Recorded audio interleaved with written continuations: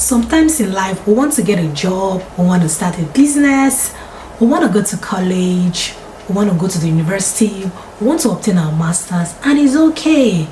But sincerely, life does not always go the way we planned, and sometimes it can be frustrating. I get it, and sometimes we can feel really discouraged.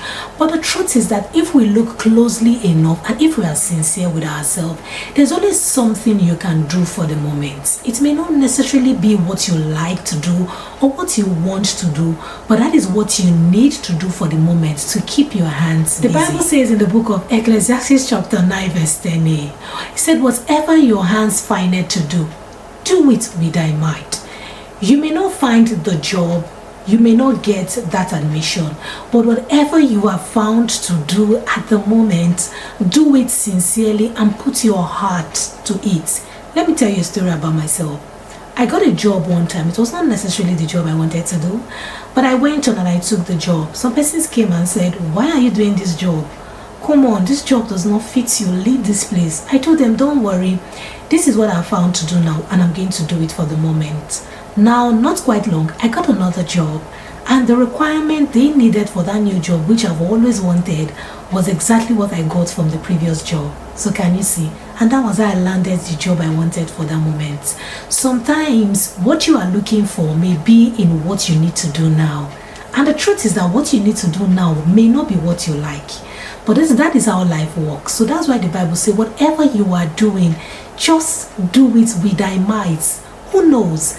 That particular thing you may be doing may just be the requirement you need to get to the next level that you've always wanted to be in. Let's look at the story of David. David was in the wilderness taking care of his father's sheep.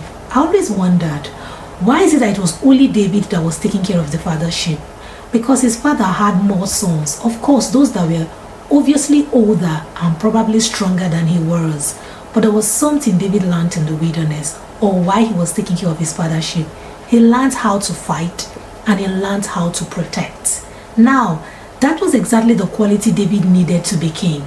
So when it was time for God to anoint another person to be king of Israel after God rejected Saul, who fit into the criteria? David did. David has already prepared himself in the wilderness by learning how to fight. David had what it takes to withstand Goliath, and of course he became king. Sometimes in life, God will place situations around you. They may not be necessarily what you like, but if you're somebody that is conversant with scriptures and the way God works, take advantage of every situation around you and do whatever your hands has found to do with thy might.